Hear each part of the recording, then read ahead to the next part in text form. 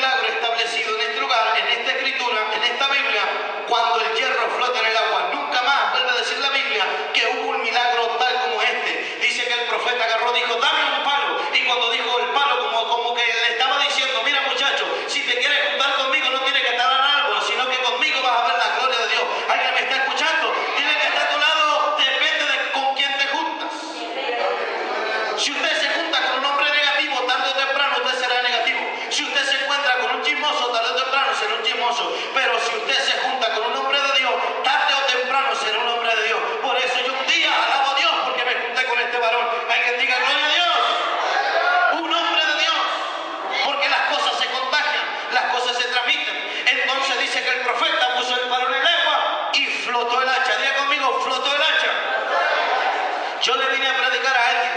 Esa hacha no era del muchacho. Diga conmigo, esa hacha era prestada.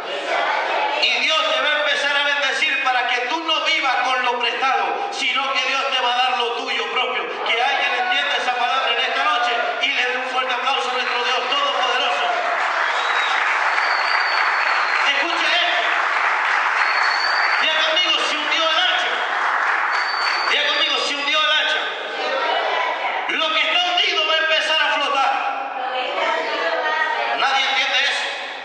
Pastor, mi matrimonio se está hundiendo. Esta noche Dios lo va a hacer flotar. Pastor, mi negocio se está acabando. Esta noche Dios lo va a hacer flotar. Pastor, mi ministerio, Dios lo va a hacer flotar. Lo que estaba hundido, Dios lo va a hacer flotar. ¿Alguien me está escuchando en esta noche?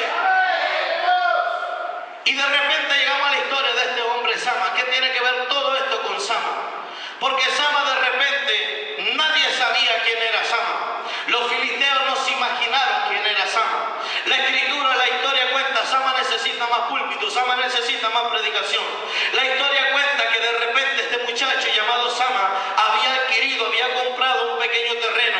¿Sabe qué, mi amado? Ya en Guayaquil muchas veces la gente se queja porque tiene que pagar un alquiler. Pero gloria a Dios por aquellos que pueden pagar un alquiler. Porque hay gente que aunque no tenga su casa propia, tampoco tiene para pagar un alquiler. Por ejemplo, nosotros somos los que pagamos el alquiler con mi esposa, pero estamos contentos, estamos bendecidos. ¿Sabe por qué? Porque en esas pequeñas cuatro paredes, en ese pequeño, aunque sea para la gente, ¿verdad? Para la gente probablemente sea pequeño lo que Dios me ha dado, pero para mí, mi esposa, escucho, ella me está escuchando, para mí es mucho. ¿Sabe por qué? Porque de la nada Dios lo hace todo y mis ojos lo han visto. De lo poco Dios hace mucho. Alguien diga gloria a Dios en esta noche. De repente Sama tiene algo pequeño, pero eso pequeño vale mucho para este hombre. ¿Por qué? Porque nadie se lo regaló. Yo quiero decirle una cosa a toda la iglesia. Probablemente nunca yo le conté acerca de los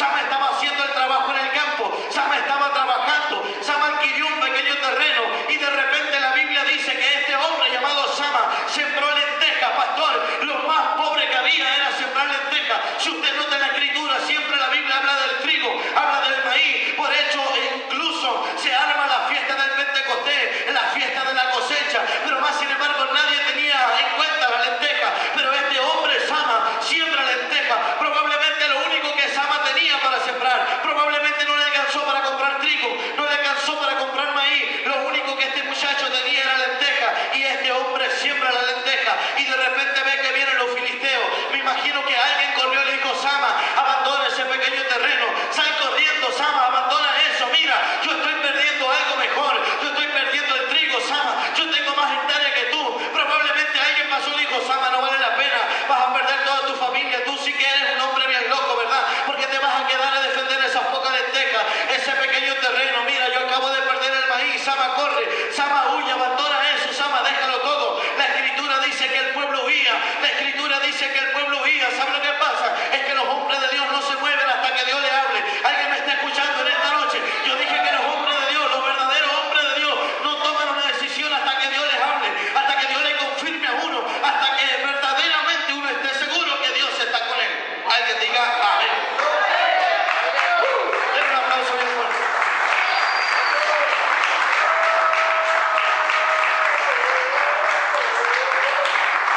Diga conmigo, una cosa es que yo vaya y otra cosa es que Dios me lleve.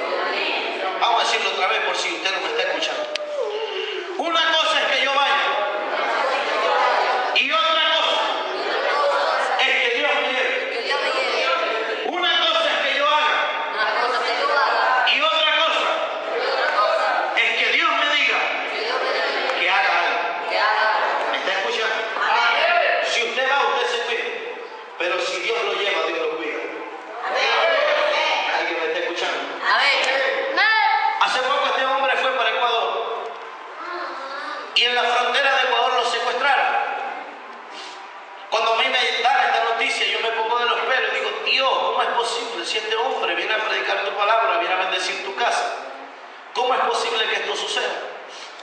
Y de repente son esos segundos que uno no entiende lo que está pasando.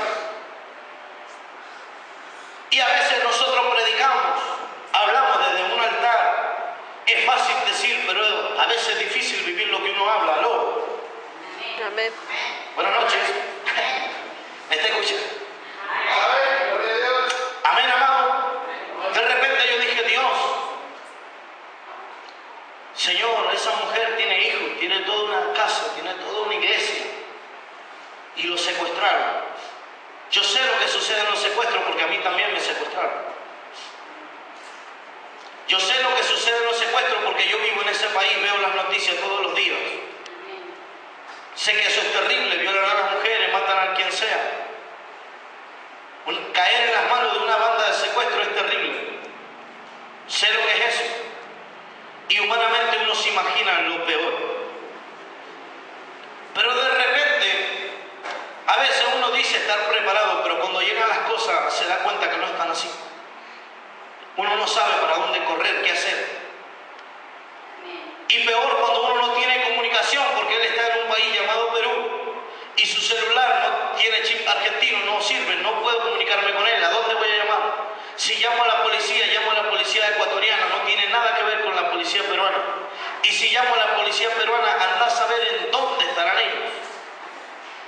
Y uno queda a la deriva como en el océano y lo único que le queda es depender de Dios.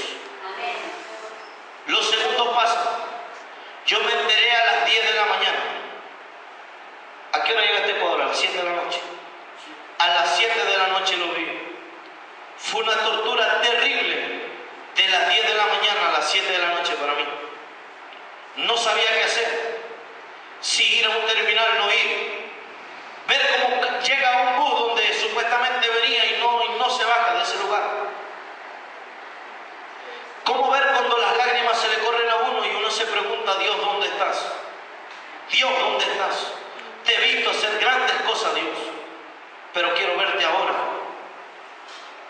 Y uno llega a pensar y dice: Pero si lo dejan en la frontera, porque si le quitaron los papeles es imposible de ingresar, nadie entra ilegal, es imposible eso. Y uno se hace mil preguntas, ¿qué le digo ahora a sus hijos? ¿Alguien me está escuchando? ¿Cómo llamo a los muchachos y les digo? ¿Qué le digo a la iglesia?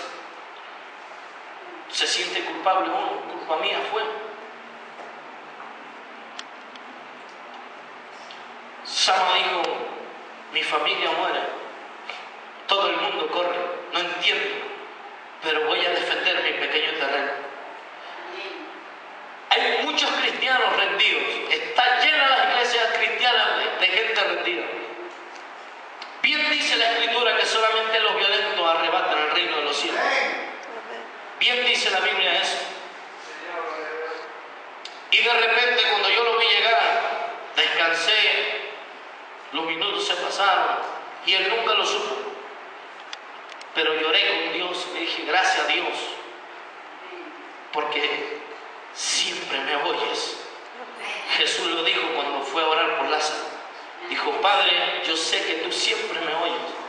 Aunque a veces la situación sea dura y sea difícil, sé que siempre me oyes. Y cuando me enteré de lo que había sucedido, yo me di cuenta, gracias a Dios, porque estuviste ahí con él. Lo libraste, Dios, de todo eso. Cuando uno viene por aquí, nosotros a toda costa nos quisimos venir en avión ahora, no pudimos, imposible. Todo salió mal. Mandamos plata, el gobierno no deja entrar dólares a la Argentina, no pudieron comprar los pasajes por ningún motivo. Y uno viene viajando 3 días, 5 días arriba de un bus y empieza a mirar para abajo y ve el precipicio. Compra un diario y el diario dice que el día de ayer en Perú cayó un bus al abismo y murieron 25 personas. Y uno dice, Dios, guardame, quiero llegar con vida. ¿Alguien me está escuchando? ¿Sabe por qué hablo de esto, pastor? ¿Sabe por qué hablo de esto, iglesia, en esta noche? Porque a veces es fácil decir yo quiero ir. A veces es fácil decir yo quiero hacer lo que Dios quiere, hacer la voluntad de Dios. Pero los que son ministros y los que les ha tocado pasar por momentos duros y difíciles y depender de Dios, ahí verdaderamente se conocen los soldados. Aquellos que no critican a Dios, aquellos que no se quejan por su realidad, aquellos que no dan marcha atrás, aunque digan, Señor, me trajiste a predicar y me secuestraron, me robaron la poca plata o mucha que tenía, pero más sin embargo se paran en un altar y dicen, Dios vive y está aquí y nos va a bendecir. Eso es tremendo en el corazón de Dios. Y yo le puedo asegurar que eso no lo dice cualquiera. ¿Aló? ¿Me está escuchando? Este muchacho llamado Sama, cuando todo el mundo corre, este hombre se para en medio de su pequeño terreno. Y Sama dijo, de aquí no me mueve nadie. Si yo muero, muero defendiendo lo mío. Voy a repetirlo de nuevo. Si yo muero, muero defendiendo lo mío. Esther dijo, si perezco, que perezca, pero hablaré con el rey. Sea lícito o no, pero entraré y hablaré con él. Este hombre dijo en su corazón, si muero, muero, pero pelearé por mi pequeño terreno. La gente dijo, abandona eso, Sama, corre ahora. Y este hombre se cuadró en medio.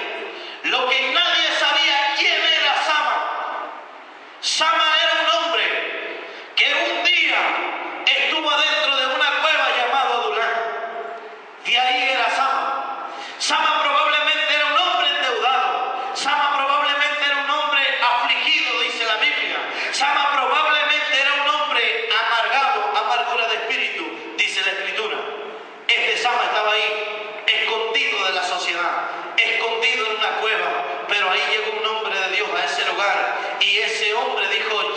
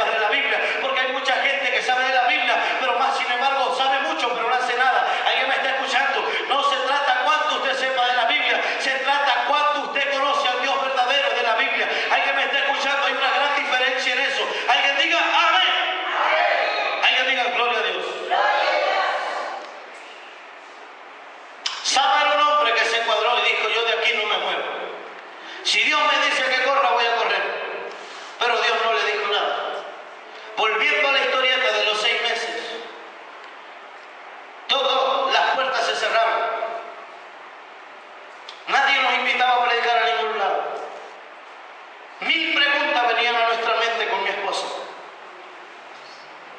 1000 preguntas. Incluso llegó esta pregunta. Miren la condición o la situación que estamos pasando. Y si llegara un hijo, wow, sería tremendo. Y las lágrimas se me caían. Porque si hay algo que le pedí a Dios siempre, es que no deje y no permita que mi hijo pase por lo que yo pasé. Yo reclamo eso. Dios, rompí esa cadena de maldición. Mi hijo tendrá un padre. Mi hijo tendrá una madre que lo ame tal como es, que lo entienda, que lo escuche cuando tenga que hablar, que sea su mejor amigo. Lo que nunca tuve, lo tendrá él. Probablemente no sé si tendrá los mejores juguetes de la tierra, pero tendrá un padre que estará con su madre en los momentos difíciles buscando de Dios. ¿Aló? De eso se trata. Y de repente el corazón lo único que se aferra a uno es a la presencia de Dios, a la promesa que probablemente le dieron hace años. Ecuador ha sido una tierra muy difícil para mí. Mucha gente me pregunta por ahí, ¿cuál es la clave? ¿Cuál es el éxito? ¿Cómo lo lograste? ¿Cómo lo hiciste? En el Facebook muchos amigos de Argentina me lo preguntan. E incluso un evangelista amigo me pregunta, ¿y cómo lo lograste? ¿Cómo lo hiciste? Siendo un muchacho de 25 años y tu esposa teniendo 23 años, ¿cómo están pastoreando una iglesia y en plena ciudad de Ecuador, en pleno centro de Guayaquil? ¿Cómo lo hicieron? Y yo le dijera, si tú supieras, tú quieres conocer la gloria, pero no quieres saber la historia. La historia tiene mucho que decir. La historia muchas veces muchos abandonan y salen corriendo. Pero cuando uno se planta como Osama, ve la mano de Dios. Y de repente, si hay algo que ha sido más refugio, ha sido la presencia de Dios. Mi mejor psicólogo es Él. Las locuras me las entiende Él, porque creo que Él las da. ¿Aló? Cuando nadie te escucha, cuando nadie te entiende Dios. Y conformarse con que no lo puedes ver, solo lo puedes sentir. Y creer en algo por la fe, que Él existe, que es real. Y te lo demuestra día a día. Y estábamos en los 6 meses, no veíamos nada. Hasta que vino una profeta y me invitó a predicar en la radio. Gloria a Dios. Dije, alguien se acordó de mí. Y cuando íbamos saliendo de esa radio, ella me dijo, tengo que decirte algo. No te puedes ir, tienes que escuchar lo que te voy a decir. Ella me dijo, lograrás en esta tierra lo que los extranjeros fracasaron, tú lo vas a lograr. Porque has estado pasando por un proceso y no corriste y te fuiste a otra nación, alaba, sino que te quedaste en ella. De repente pensé en volver a la Argentina, pensé en irme hacia Colombia, a otro lugar. No teníamos todavía la iglesia. Pero dije, Dios, me trajiste a esta tierra. Y cuando estaba en uno de esos días, no sé si usted se acuerda, pero lo voy a hacer acordar. O si usted se acuerda, probablemente una lágrima se le vaya a caer. Un día por teléfono me diste una palabra. Lloraste y hablaste el negro. Y me dijiste, un hombre llamado Moisés pasó por una tierra, por un desierto donde nadie quería estar. Y después que ese hombre pasó por ahí, ese desierto se volvió tierra deseable. Todo el mundo quería pelear por él y hubo guerra por causa de esa tierra. En mis 6 meses de proceso, nunca te lo dije, Dios me dijo que ese desierto era Guayaquil. Hasta que un día alguien llegó y esa tierra se volvió tierra de leche y miel. Hoy en la ciudad que vivo lo has visto con tus ojos. Has visto cómo la tierra fluye leche y miel. Pero ¿sabes qué? Yo no abandoné cuando era un desierto, ¿te escuchas? Sino que me planté y lo peleé. ¿Sabes por qué te lo digo? Porque siento en mi corazón decírtelo. Hay mucha gente que quiere la gloria, pero son pocos los que quieren pasar por una historia. ¿Me está escuchando?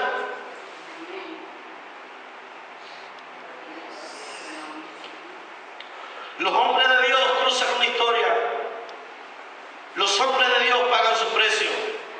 Los hombres de Dios están dispuestos a dar la vida por el Evangelio. Usted y yo estamos aquí porque hubieron misioneros, predicadores que estuvieron dispuestos a morir por causa del Evangelio. Todo un pueblo, toda una nación agarró una gran victoria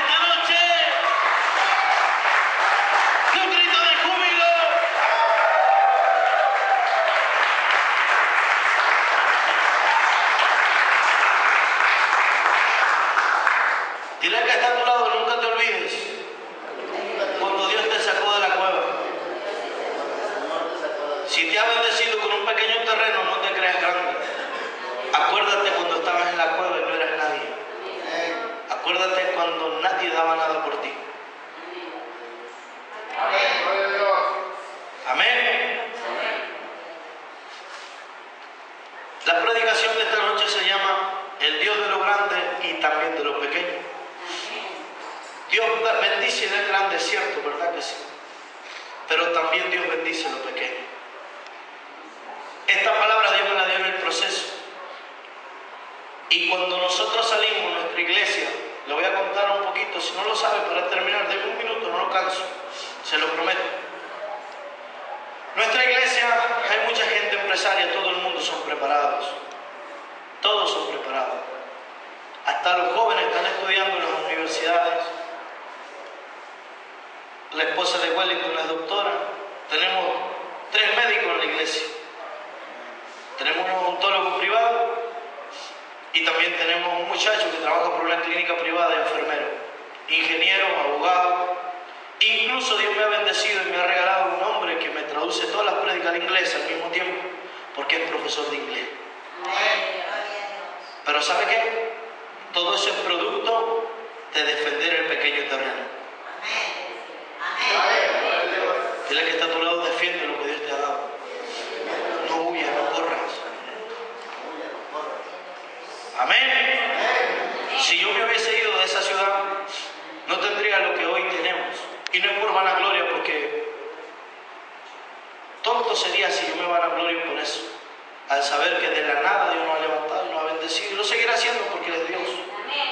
Y porque Él no puede ir en contra de su palabra. El que lo honra a Él, Dios lo honra. Aunque usted no quiera y de repente compre una falsa humildad, Dios le va a bendecir. Dios le va a honrar, va a engrandecer su ministerio. Porque Dios honra a quienes le honran.